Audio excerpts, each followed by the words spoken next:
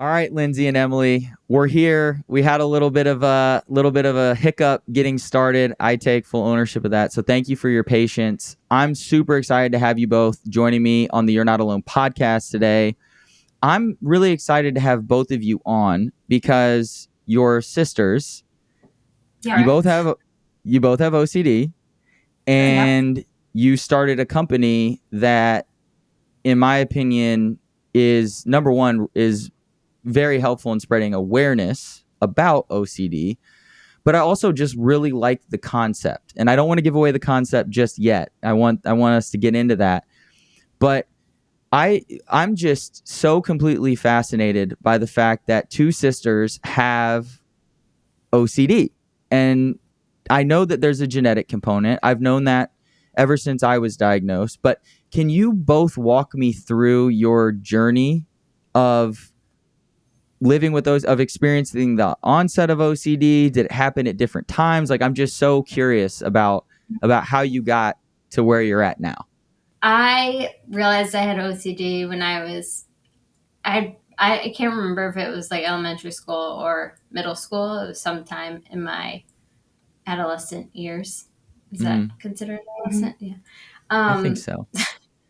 yeah. I was like, what classifies as an adolescent?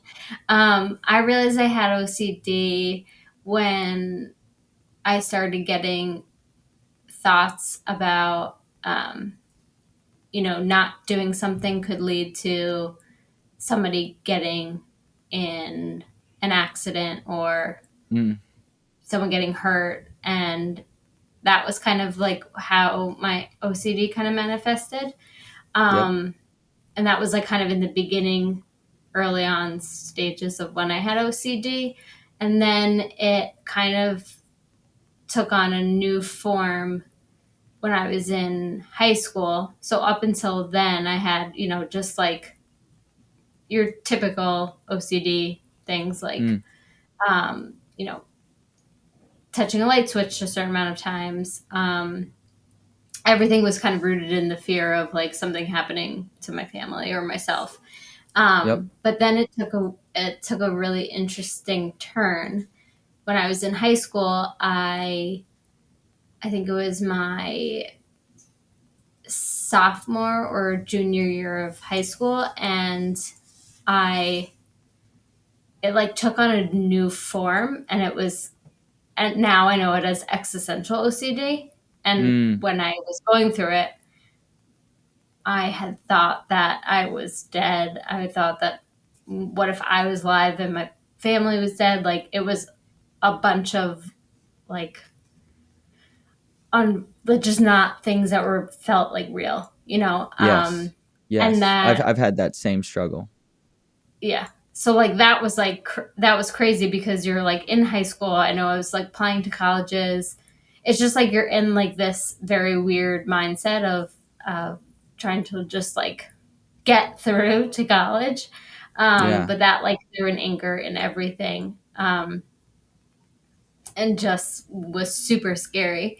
And it didn't Yes. take, and it took me a while to figure out what that was. By going to therapy and like speaking to somebody about it. My mom actually like was the one who told me like this is part of OCD, and I had no idea. I thought it was just I thought that was Losing your mind. not even losing, because it didn't even felt like I was losing my mind. It felt like I just wasn't. I couldn't decipher what was real and unreal, and I couldn't like convince myself otherwise. And people I even have like been my there. yeah, it was the scariest moment of like time in my life. Um, so that happened, and you know that took a really long time to kind of like get myself back into like normal day of like being in high school. Um, so it was like a year that I kind of like went through an intense, you know, therapy and all that, and then eventually ended up going to college, which I was shocked that I actually did, because Mm, where I yeah. was like a year before was like I couldn't even like change my clothes. Like I couldn't even like drink water outside of my house. It was just crazy. So that's kind of how my OCD kind of came in, and it's been a mixture of all different types of OCD now. I still have existential OCD, and I still have, of course, with COVID, just like germs and all of that kind of stuff. So it's kind of just a mixture of everything. I feel like I've experienced it all, sexual, Orientation. Intrusive. not even, or I mean, yes, sexual orientation, but like sexual, what do they call it? Oh my god. Hold on. Like, let's talk around it. Let's figure it out together. Just describe the thought. It's just like intrusive thoughts. Yeah, intrusive, like intrusive thoughts of sexual nature. Yes. That are of doing like things. Yeah. But there's like a certain there's a certain name for it. Anyways, so that just like uncomfortable thoughts that like, why would I be thinking that? It's like, I don't know, but that is something that's typical part of a human, but also somebody with OCD kind of starts to think like, why am I experiencing that? And like starts to dwell in it, and also think that, am I going to react to it? Am I going to act on it? All that stuff. So absolutely. That's my story. Yeah. Emily's is different in its own way, so I'll let her tell. Well, before I start, I was going to ask if you had any questions. Yeah, seriously. Yeah, no, that's okay. I appreciate that. Lindsay, I'll tell you, the existential ones can get a little spooky because, I mean, I remember when I was driving in my car and the thought popped into my head, like, am I real?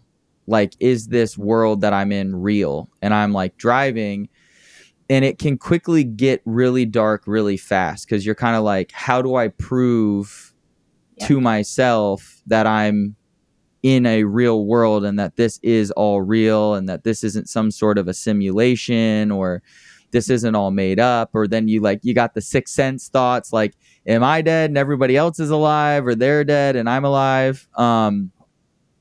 Thankfully for me, the existential thoughts started after I had sexual orientation. Intrusive thoughts is like my first genre. So I've always identified as a straight male, but then all of a sudden I was like, wait, am I gay? Like, how did this happen? Like, I'm completely fine with people's sexuality, but for me, I've always identified as straight. So it was very overwhelming. But thankfully, because of therapy, I knew like, I'm not even going to engage with these real, am I real? Is the world real? Maybe it is, maybe it isn't. I don't really know. I'm not going to try to figure it out. If this is a simulation, it's been a wild ride so far. And whoever made this simulation is sort of a creative genius, also a little bit of a sicko. And here we are. We're cruising.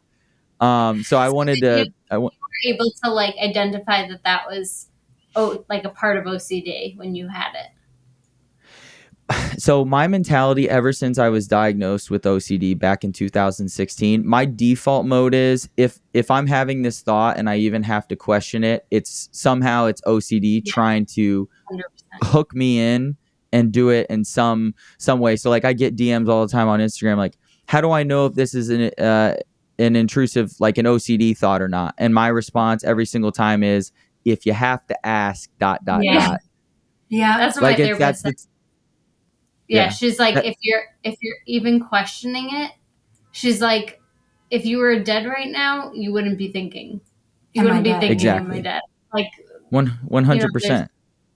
But that's interesting because I feel like mine kind of came out of, it shocked me. Like it was completely out of nowhere because I never experienced that type of OCD before. It wasn't like, it was more. And it wasn't like 2016 or anything. It was like 2005 or something. I was like, I remember sitting in my bathroom, sitting on the toilet, and I literally had a panic attack because and I think it was because I had smoked pot and had this like very out of body experience, that feeling of feeling out of body came back to me. Like it was maybe like months before I had smoked. And Yep. that maybe was a trigger or something, but it shook me. So yeah. Yeah, it's also interesting about the pot too. I used to be a habitual pot smoker. I used to get high all the time, and then I essentially basically I had like a triggering event that triggered the OCD. I didn't know that that was happening. I was still getting high, and then one time when I was high, I had like a really intrusive thought that was related to sexual orientation, and that nearly spun me into a panic attack as well, because Yeah. I just remembered like this massive sweat, like, and I didn't know what I was feeling at the time, but just this, like, and that's what happens with the OCD is like just this like surge of fear that just Yeah. became all Yeah. it eats you alive. I It does. remember it so well. It's like quicksand and you can't, and it's so hard to like get yourself out of it. Yeah. 100%. And it is just like quicksand. Great analogy. I've never said this out loud before, but I love this because the harder you try to get out, just like with quicksand, the faster you sink. Yeah. Yeah. It's better to do nothing. Yeah. That's just scary. Now I'm thinking about it like in OCD land. Like I'm like, wait, then how do you get out? But that's a whole nother story. That's kind of the whole thing though, Just right? Is patience. like Yeah. Take time. And yeah, it's all about, yeah. well, to further that analogy, it's like somebody like a OCD therapist comes along, or this podcast, they hear that somebody hears this story. That's like somebody throwing you a rope, Yep. pulling you to the side out of the quicksand, and Right. then teaching you how to not get caught up in the quicksand again. Yeah. To further that analogy, I don't know, that just came off the top of my head, but yeah, it is really interesting. It's amazing to me how many different, when you have OCD, you're forced to mature and grow up pretty fast because you face so many different types of thoughts that, like, yes, every human being faces. I think that everybody has intrusive thoughts. It's just that most people can just brush them off. They don't have to examine them or do anything with them. And we sort of have to have that battle. So, yeah, it's really interesting. Emily, I'm curious about you then. What were your thoughts? Yeah. So, basically, when this was all happening with Lindsay, I sort of remember it, but also don't remember a lot of it, like a lot of the details and like her panic attack. She's 6.5, 5.5 years older than me. Sorry. So, I was pretty young at the time, but Yep. from my experience personally, I just remember always being anxious, like an anxious kid, separation anxiety. Didn't want to go to school, like gave my parents a hard time, like literally had to be dragged into school by the principal in middle school. Like, let's say, called my mom we had literal payphones in our middle school. I called my mom on the payphone every day at lunch. I was one of those kids. And I would never, think that was OCD, but, so that was like my experience in middle school. That was like all. And then that was all of middle school, and then elementary school. And elementary school. And then I'm thinking, now thinking back, there are definitely things I was anxious about that do land in like the pile of OCD. So like, for instance, I would just be like, feel guilty about every single little thing, like every thought, like everything that I did as a kid that I shouldn't have done, like watched an R-rated movie, like was sick to my stomach when my friends made me watch it. I had, a fear, like, what if I were to smoke cigarettes when I was older? And I would, like, feel bad about having that thought, and I'd have to, like, confess to my mom. And, like, every day it was a new confession. I did have a fear of death. I guess at some point I learned, or the thought popped into your head in middle school. And, like, maybe most middle schoolers have that thought, but, like, it kind of, like, was an obsession. For a little bit of time. I was crying during the movie Click by like the Adam Sandler movie because he like dies at the end, and like it was like one of those like a Christmas Carol type movies. I definitely didn't go to see that. No. So at that time, but I was like, okay, I'm crying about this movie because I'm anxious about like the concept of death. It wasn't like I have OCD. Yeah. So that was like middle school, and then towards high school, I sort of like leveled out a little bit. I actually forgot about all that stuff that I had just mentioned. It wasn't until I got to college in 2012 that it sort of like rushed back to me. Mm. So the big one was sexual orientation OCD, and I was in a Yeah. psych class, and I remember something about being taught like like usually that like comes to people like at a young age in middle school and like just like some psychology around it, and it just literally hit me like in class, and like that same feeling that you described, like it's just like a rush of like fear. Yep. And so I spent like the next few years just like silently obsessing over it, like Mm. testing myself and like the same question, like I've always considered myself straight, and so like what does this mean? What does it mean if I think of another girl is pretty? Like Mm. I had a boyfriend like starting junior year, sophomore year. I knew that was like a whole nother thing. Like, do I tell him? Do I like, it was just like, you couldn't be in the moment. It was, your head was always elsewhere. Constantly Um, ruminating. constantly, constantly, constantly. And, Yep. there were other things too. Like I was afraid, like I had breast cancer because I felt a weird like pain, like just constant, like alone, obsessing, afraid. And then I think it wasn't until 2016, actually, when I graduated, that I decided to go to therapy. Mm. And at this point, it wasn't like Lindsay was like, "Oh, I had that." Like, I know what you mean. Like, Yeah. it wasn't. Because you kept a lot of it to yourself. Yes, I kept a lot of it to myself, and I don't think it just wasn't obvious to the outside person because I never like tapped anything. I never flipped a switch. It was all mental compulsions. Mm-hmm. Which a lot of people don't really understand about OCD is that like sometimes you can't see it. A lot of And times it's like the yeah, iceberg. yeah, That's most of it. yeah. Everything. It's all internal.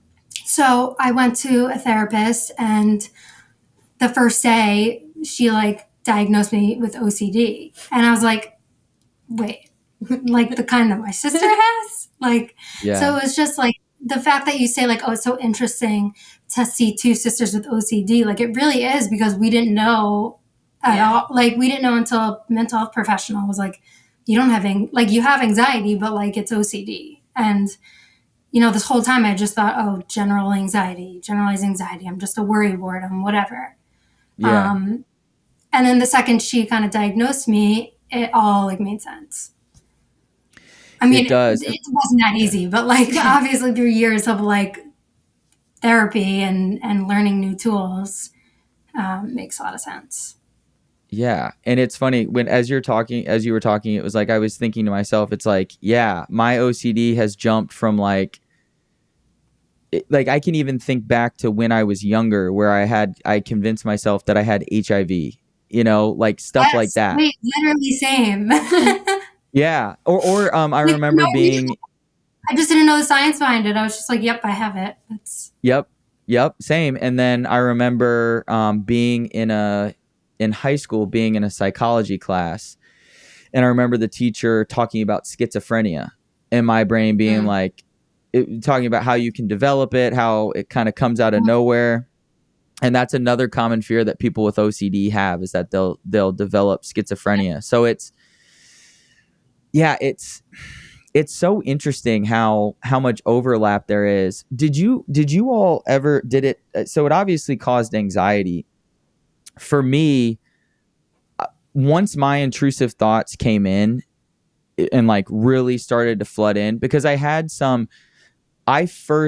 my first intrusive thought when I was like real intrusive thought where I was like, whoa, what just happened? My sophomore year of college. But I was smoking pot, as I said, and I was partying a decent amount. I didn't have another intrusive thought like in a really intense manner again until I was 10 months out of college, living down in Raleigh, working in corporate America. And I just kind of say it was like I was a sobered up brain. You know, I wasn't like getting high all the time, and I wasn't like partying as much. And that is when they just like came in like a wave for me. And but what happened for me though is I like quickly went from like quote unquote normal Zach. The OCD was always there, but just not running the show. To Right. within 6 months, severely anxious, deeply depressed, and having thoughts of suicide. So did you guys ever get to that point? I mean, did that ever happen for you, or was it mostly the anxiety? I think for me, it was mostly anxiety and like, just like, I think it was mostly just the fear of like, for me, it was like always the battle to get to therapy. Like, that Yeah. was the fear, is like having to go into therapy and like telling them all this stuff that I think is like horrible about myself. Yeah. And so like, it, it really is just like, I think for me, it was just like all consuming anxiety, trying to figure out an answer, trying to find Okay. certainty. So I don't think I personally ever got to like that state. I don't know about, Mm. Um, I think for me, I definitely get in funks, like yeah, where like sometimes I'm feeling down, but I wouldn't say that I have depression, but then I Okay. also do fear that I have thoughts of me, self harm.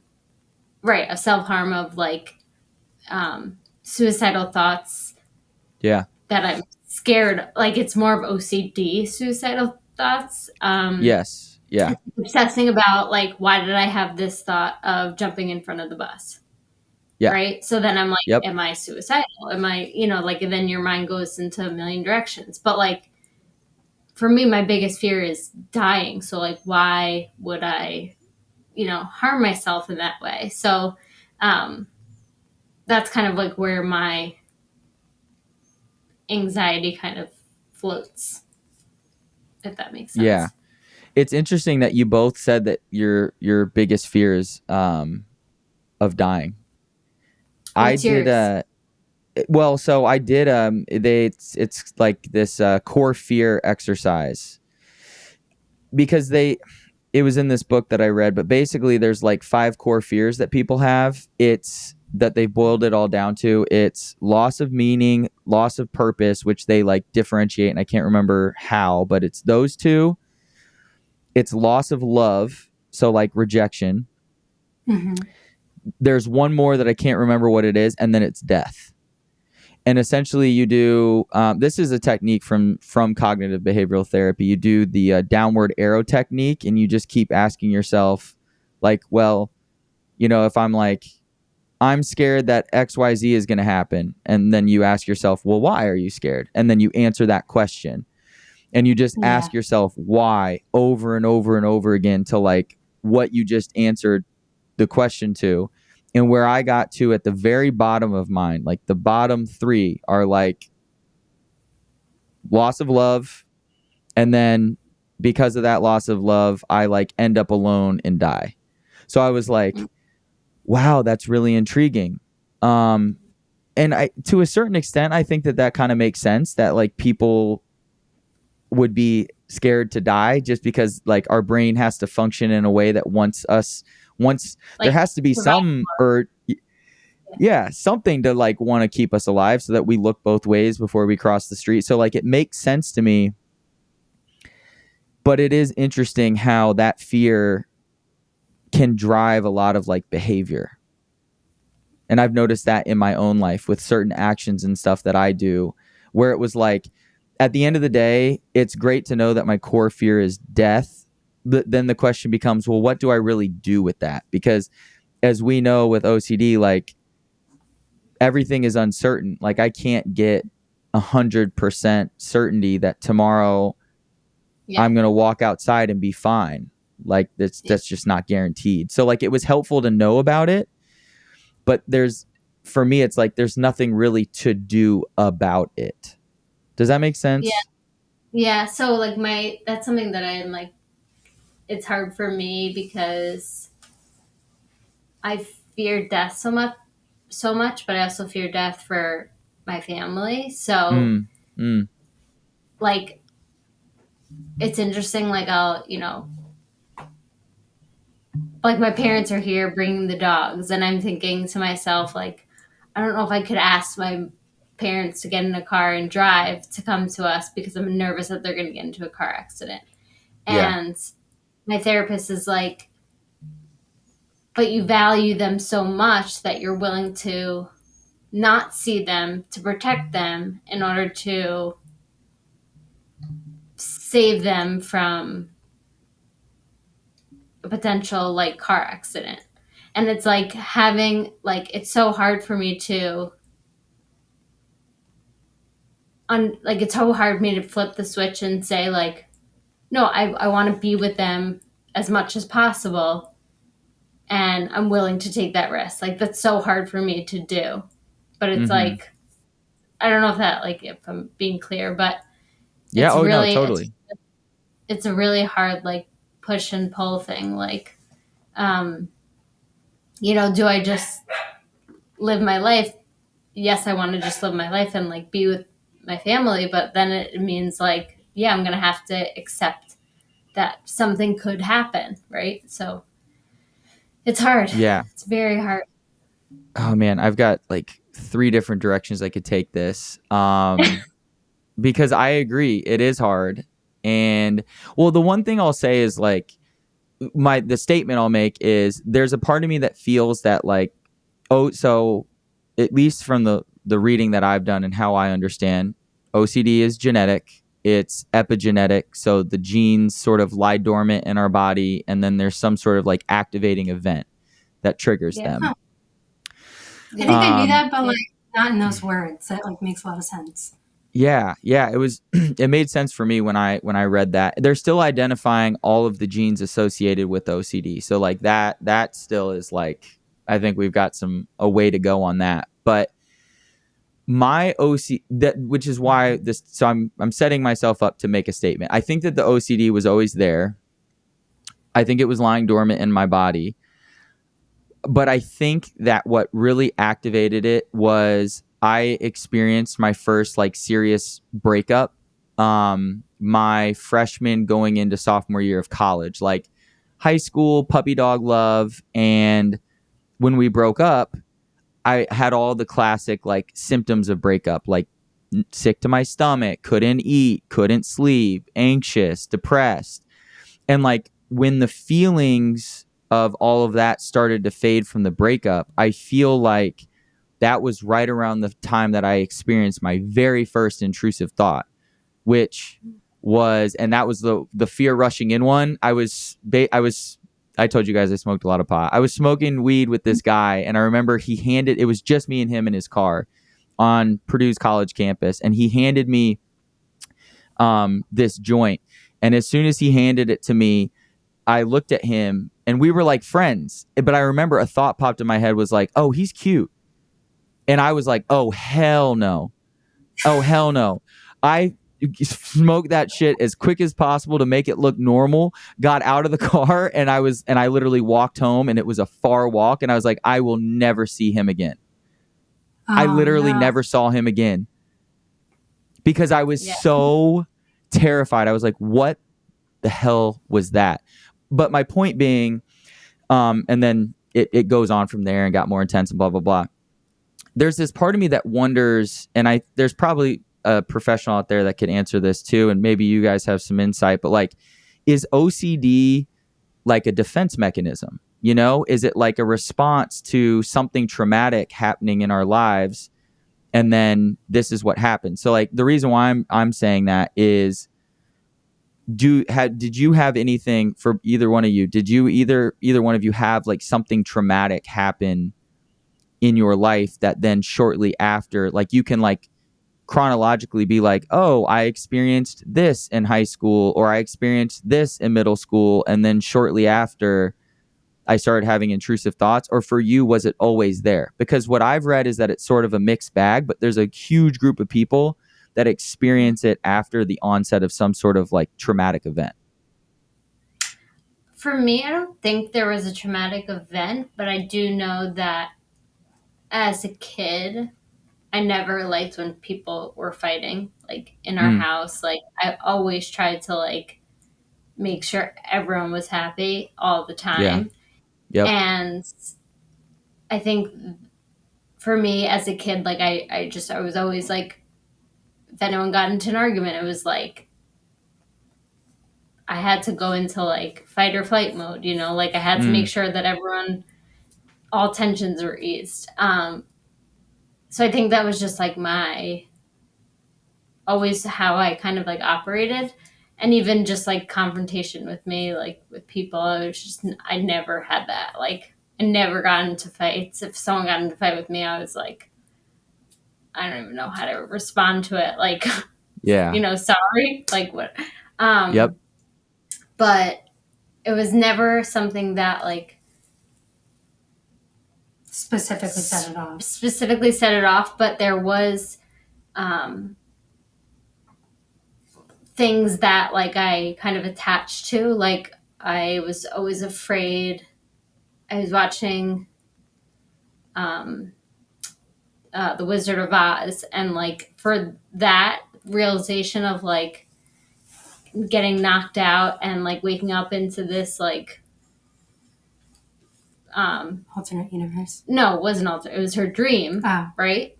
Yeah, it was her dream. That scared me, and like that's what kind of like kept on. That's what I kept attaching to, like being, Yes, yes, and they talk about that too. It can be little things like that that are yeah. So then like the trigger.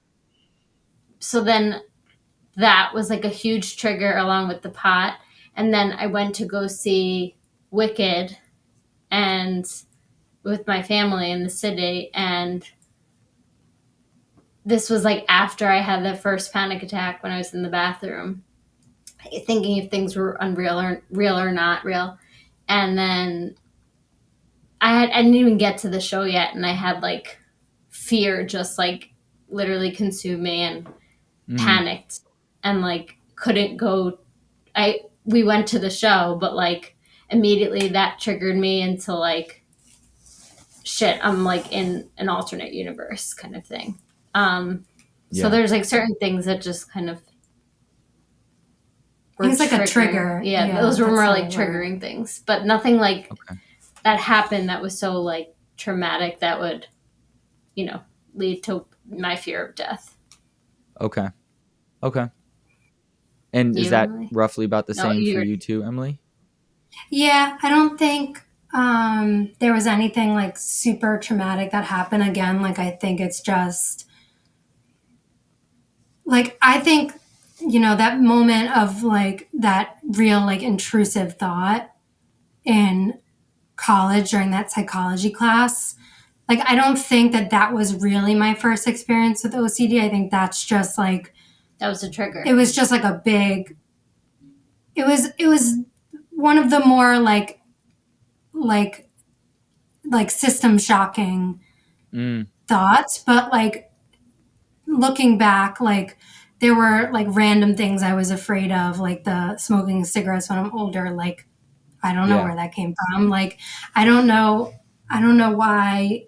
Like there was no like event that like set it off. I think it's just as like me and my genetics, I guess, everything like just hit harder. Like every worry just stuck and like stayed with me. Whereas if some other kid was like, maybe I'll smoke a cigarette when I'm older. Okay. Yeah.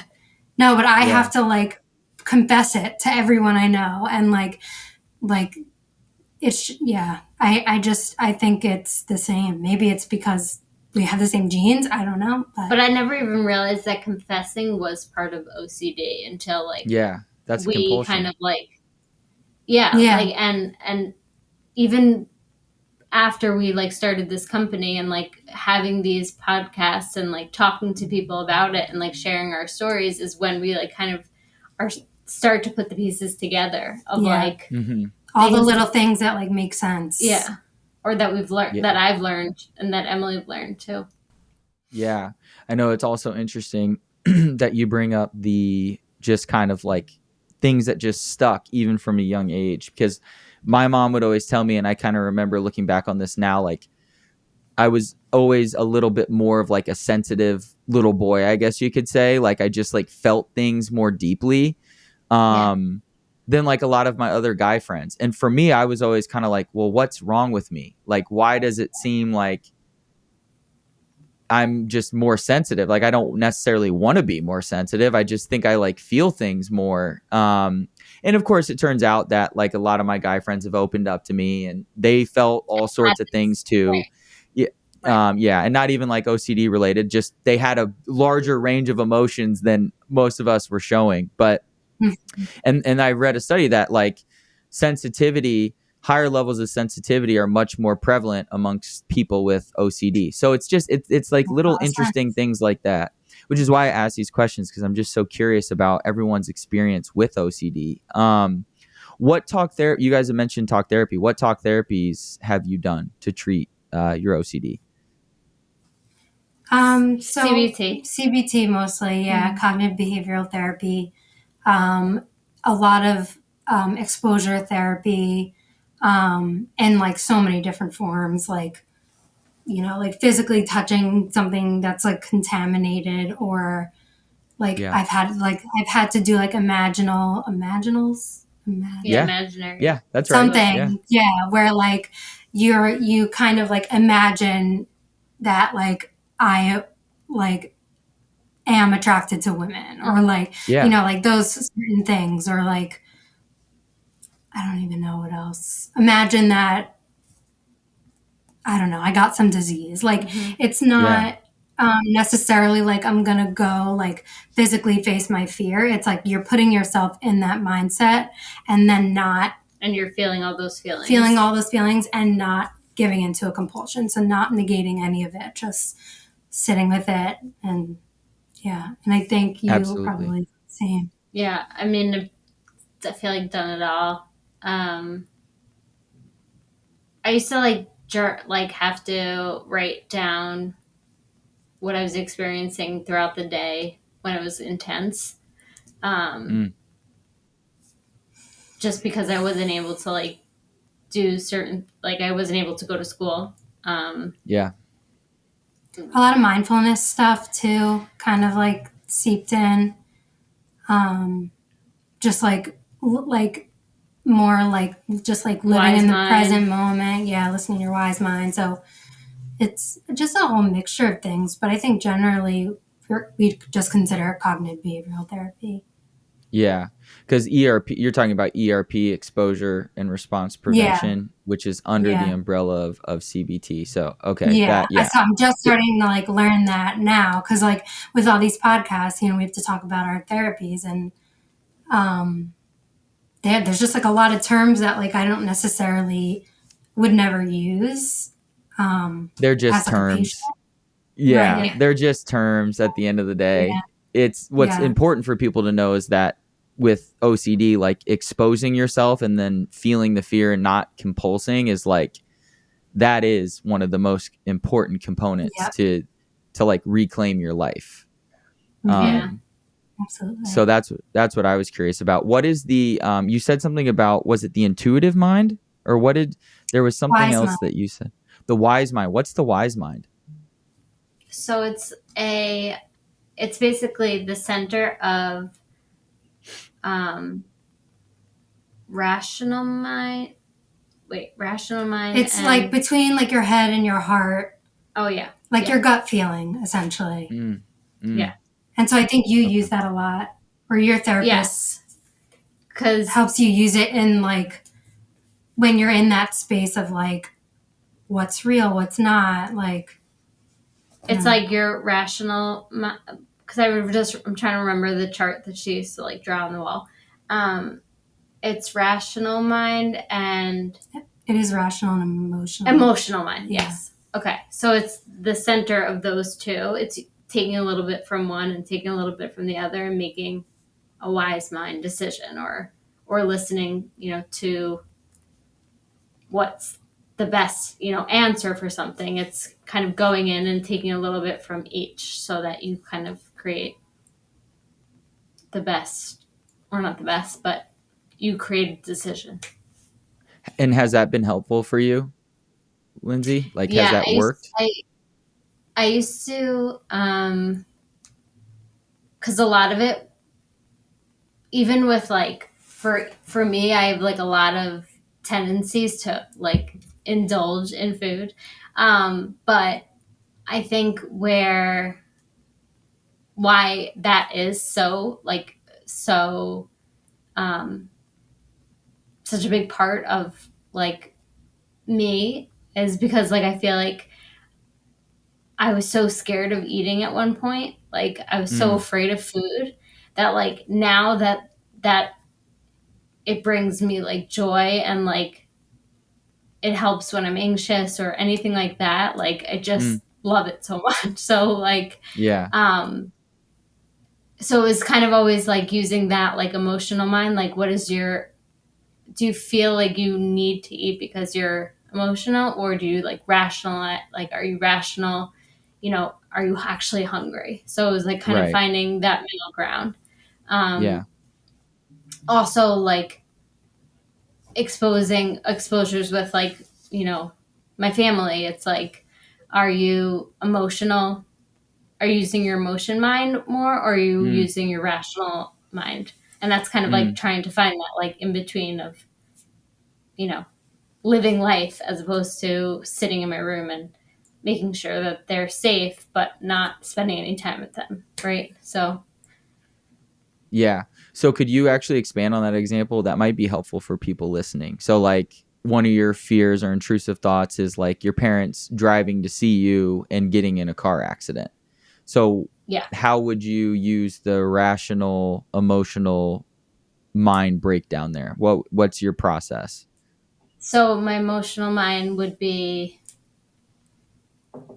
I want to see them, I want to be with them because I love them so much. Yeah. But my rational mind would be like, okay, well there is a chance that they could get into a car accident, right? Yep. And it's trying to like figure out who to listen to. Like, do I listen to my emotions or do I listen to like the wise mind? So wise mind would be like, you kind of have to accept uncertainty and Mm, mm, accept that like you're not gonna you're not gonna be able to enjoy the time that you have with them if you're just not seeing them and keeping them safe in their house. mm. And like, what does that do? Um, I don't know if I'm explaining it right. I mean, that makes sense Like, to me. I think so, yeah. okay. So it's like wise mind would be like, Wise mind would be like realistically, like I want to see them, and the chances of that happening is low, and so I'm going to take that risk, and I'm going to ask them to come visit me. and I put myself in exposures where like I've had some like experience what it would be like if they did get into a car accident and if they did Oof. die. It's intense, but like I've Yeah. experienced it, and I know that like I know that I'll be okay. I know that that's hard to say right now, but I know like in the end I would be okay just because I have support and I have, people around me that would help me, and I have therapy Mm, and all of that. So it's like kind of reminding yourself that like you'll get through it. It might be the friggin' hardest thing you'll ever get through, but you also like want to be with them, so like why not take that risk, I guess. It's a I mean, very it's a mush like of no, that was so oh, helpful. That was so helpful. Yeah. And Emily, you coming in there too and sharing that little piece. Yeah. Where it's just like basically wise mind accepts the uncertainty, logically set, rationally says the statistical likelihood that this happens is pretty low. And it marries the emotional side, which is really your values of I value my family. I want to see them. I've determined that this is statistically low in terms of risk. And um, I'm going to accept the uncertainty and just tolerate that something could happen, and I want to enjoy this time with them now. Yeah. And I think that, And yeah. and then the other thing is like thinking about, okay, so if I didn't see them and they didn't come, what if they had a heart attack and died that night and I never saw them? It's like Mm. there's so It many. just, it always, that like OCD, like always tags onto something else. So you can give It into it, does. but then it brings on another like Right. fear and obsession. So That's then the it's point. like, okay, now I'm being rational, so I see them and experience them for that night before something happens. You know, it's just, I'm like getting confused now. I know. But like, but that's OCD. That's OCD. Well, yeah, that's what it does. It's like, okay, I'm staying in my room. I'm not going to have my parents get in the car. So now OCD is like, well, okay, that's fine. I'm going to switch the thought to now one of your parents has Now a heart my house attack. is burning down and I left the stove on and I'm gonna die. That's what my Well, mind goes. there you go. That's what it does. Yeah, it can always flip on you. One thing that you did talk about, though, that the word I'll use is trust, which was in an episode that I recently did where the therapist was talking about, like, basically there's two types of trust in your therapist, and then trust that you build up over time with yourself. And when you talked about part of your mentality being like, I've had to do some of the hardest exposures in the world of my parents dying. And through those exposures, I've gained some trust in myself that, yes, it would maybe be the hardest thing I've ever been through in my entire life, but I could get through it. And that trust is built up slowly over time with repetitions, doing the exposures that you talked about, where you never gain certainty, but maybe you gain a little bit of clarity. You're like, okay, this would really hurt and this really would suck, but if I really think about it,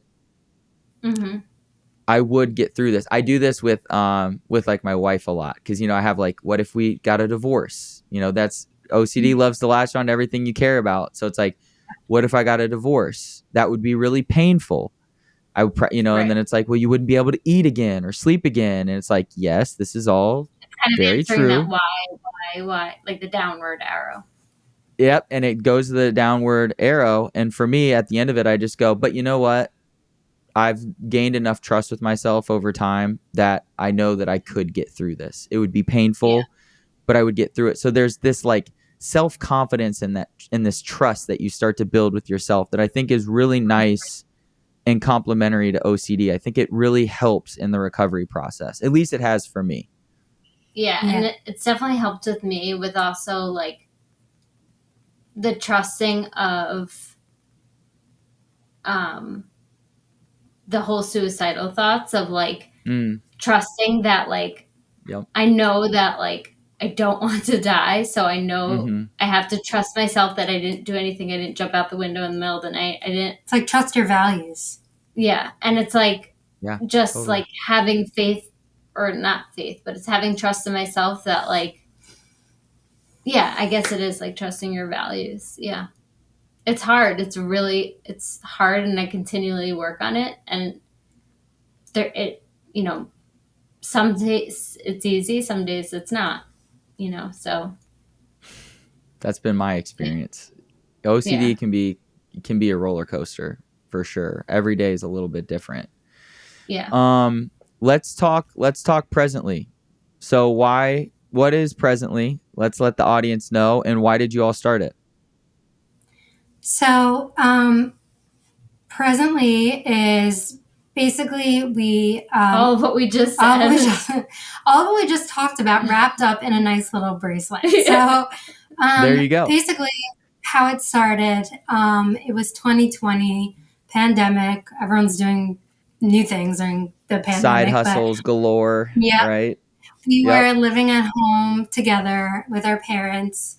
And I was personally, like, I felt very overwhelmed with all like the contamination OCD. And I was starting a long distance relationship with my boyfriend who was starting law school. And so it was just like a lot. And I was finding myself getting frustrated with the fact that like I can go to therapy and I can practice all of this exposure and like not giving into the compulsions and all these tools that I've been taught. But when I'm like in the quicksand, in like that super intense, anxious moment, I cannot for the life of me pick one tool to use. And Mm. so I wanted something on my wrist, essentially. I wanted a bracelet that had like a phrase or some reminder of like, okay, well, you can get through this moment. It will be uncomfortable, but you can get through it. And Mm. so I was looking up online, bracelets with mantras for OCD and like couldn't find anything. Like, Mm. what's like one phrase that can sum up what you need to know if you have OCD? And so I kind of like ran downstairs to Lindsay and she was working in the living room. And I was like, I think I have an idea. And I think it could be like something we could do together because Lindsay always wanted to kind of like help others with OCD and like share her story and is always Mm-hmm. vocal about it.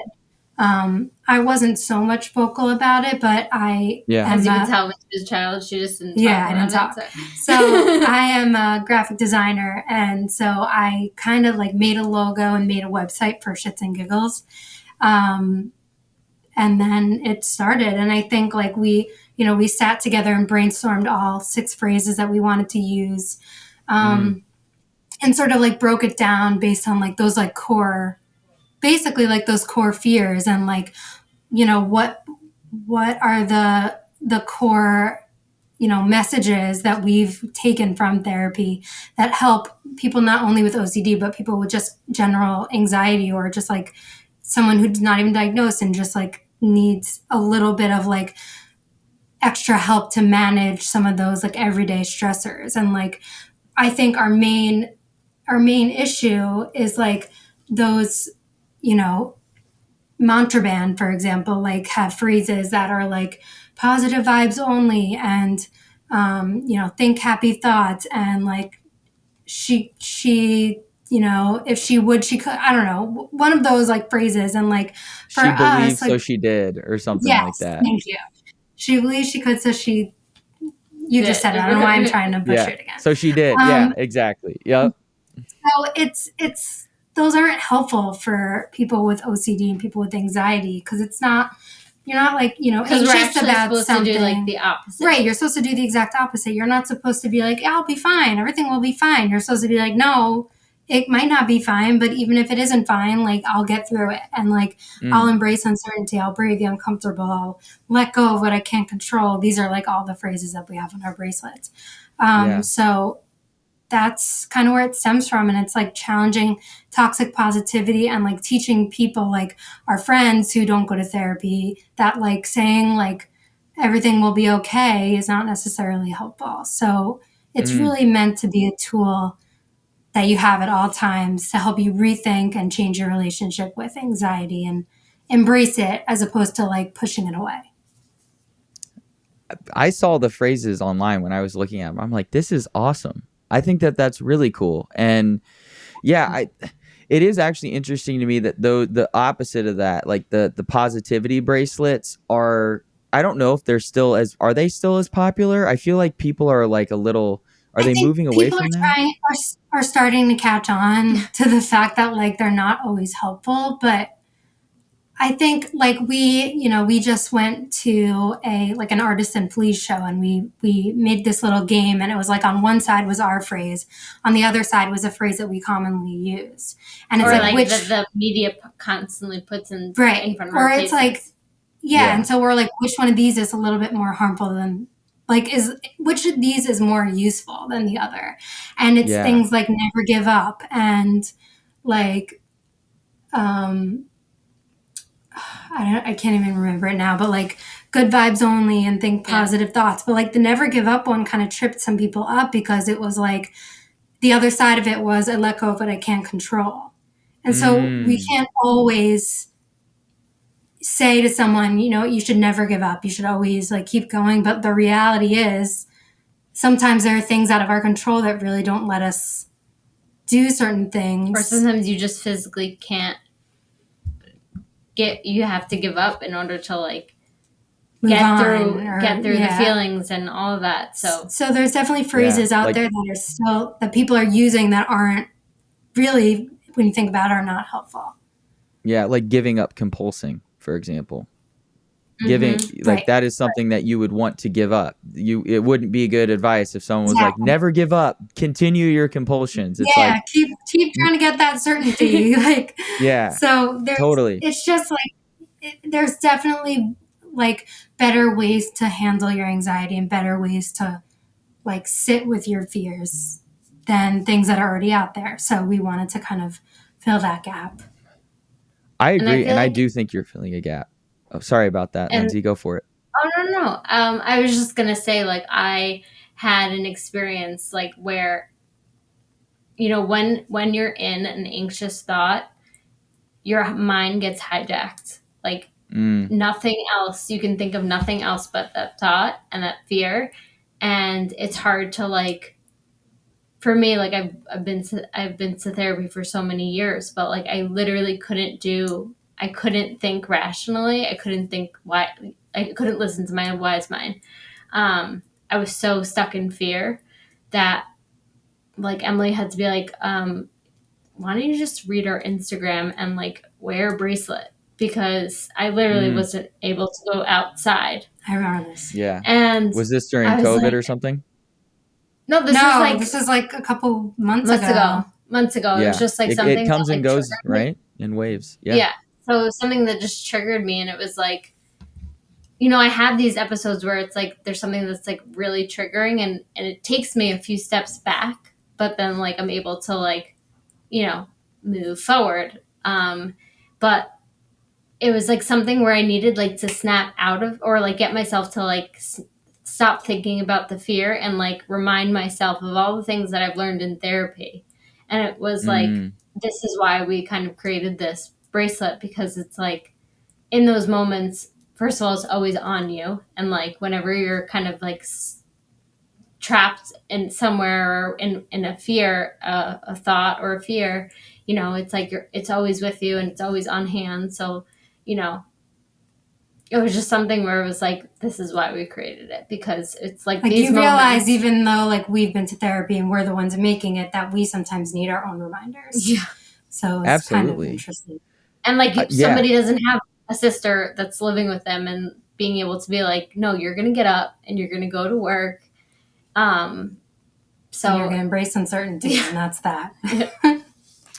I like it a lot. I think like I saw some of the embrace uncertainty was one. I can't remember all of them off the top of my head, but they're excellent reminders. When you're talking about these phrases are helping people live in alignment with, at least this is how I've heard therapists phrase it, an exposure lifestyle, where like you accept the fact that you have OCD and you're just like, for the rest of my life, OCD Yeah. is going to try to rear its head and trap me in and paralyze me with fear. And I am just making a commitment that I'm living an exposure Yeah. lifestyle where if my brain tells me not to go outside because it's dangerous, I'm going outside. If my Yeah, brain exactly. tells me not to touch this doorknob, I'm touching it. If my brain tells me not to talk to that person because I'll have like a sexually intrusive thought, I'm going to go talk to that person. That was what But I the was trying bracelet has the reminder. What's that? that was what I was trying to remember in the beginning. Sexual intrusive thought. Yes. Yeah. Sexually intrusive thoughts. Yeah. Another of the many genres, like the endless amount of genres. I did also hear a therapist say this. It's like, while there are different subtypes, like at the end of the day, like you peel those out and it's just Yeah. the umbrella is we have OCD. My therapist would always say the content will always change. Your response remains the same. Yeah. Like, Yeah. And that's how we feel. Like we both have very different flavors of OCD, and yet we come down to the same basic responses, the Yeah. same basic treatment. And so that's also sort of where this company came from, is like everyone can benefit from this kind of treatment and reminders. So Like living a healthy lifestyle means accepting uncertainty, braving the uncomfortable, all of what our phrases kind of say. So what are the phrases? Can you remember them off the top of your yeah. head? Yeah, of course. So we have brave the uncomfortable, embrace uncertainty, I'm separate from my mind, Mm, I let go of what I can't control, It's okay to feel how I feel, and my thoughts are passing clouds.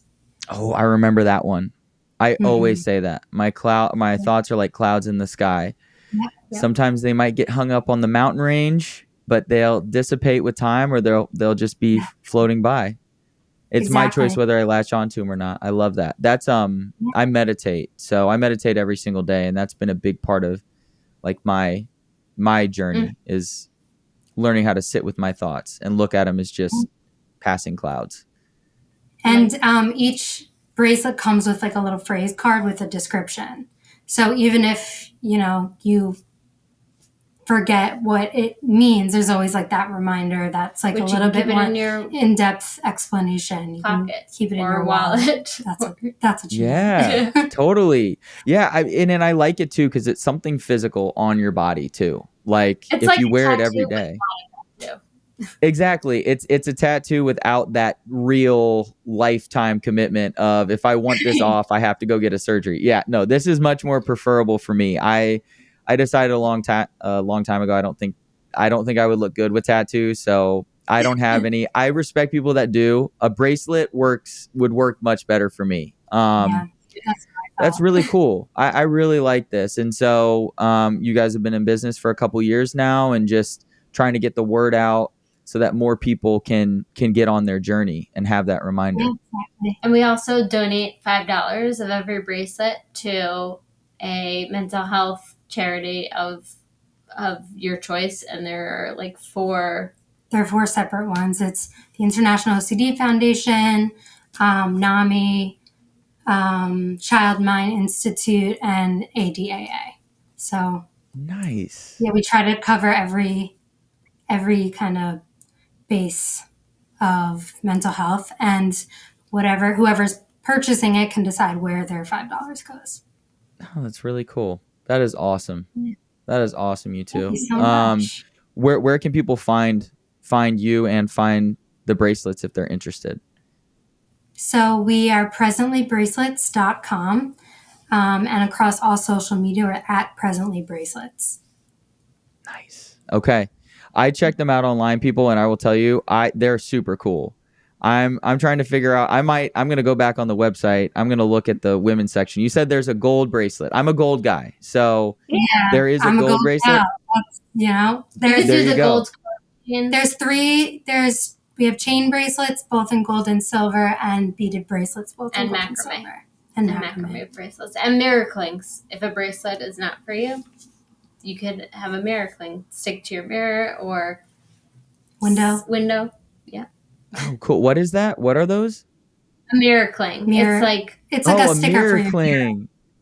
Yeah. Y'all got that Long Island accent. My wife says mirror just like you. She says mirror. I'm like, that's mirror. And how do you say drawer? How do you say drawer? Drawer. No, drawer. You don't say draw. You don't say draw. No. Drawer. You're the town over. You're the town over. I should have known. We are a little bit blessed to not have a crazy thick Long Island accent, but yeah, my wife doesn't really have a thick accent. It's just with some of the words, I'm like, what did you just say? Coffee. It's like that though. Yeah, coffee. Yeah. Coffee gets everybody from the island, I feel like. Well, this has been an awesome conversation. I'm super I just really appreciate the journey that you two have gone on to be where you're at. The transparency, the fact that you're out there sharing your story, and then just contributing to the OCD community by giving people a resource that's tangible, they can wear on their body. It can be that reminder when they're in that tough spot. So I wish you two nothing but the best. I hope that there's bracelets all over the world here in a couple of years. We're international. We send out international. We've honestly gotten more sales internationally than domestic, which is so crazy. Really? What country? Yeah. Do you have one country pinpointed by London chance? London is big one. Canada is, I don't know if you consider that. I count it. Australia, it's still international. Australia, Singapore. Yeah. All over. Wow, that's really cool. That's awesome. You and too. I have to say, it's so nice talking to you. I feel like I have another friend that has OCD now, so it's pretty cool. Yeah. I feel like if I have any issue or anything, I would reach out to you because we're kind of so. That's a big part. Yeah. Oh, for sure. That's a big part of actually what I'm focused on this year. I'm trying to I'm building a community. That's the goal, so that we can all sort of support each other. But yeah, it feels so good to be a part of this with so many other people, and we're really not alone in this, which feels good. And we got to connect on social too. I'm going to follow Presently Bracelets, and then do you have your individual handles on there too? Yeah, they're tagged.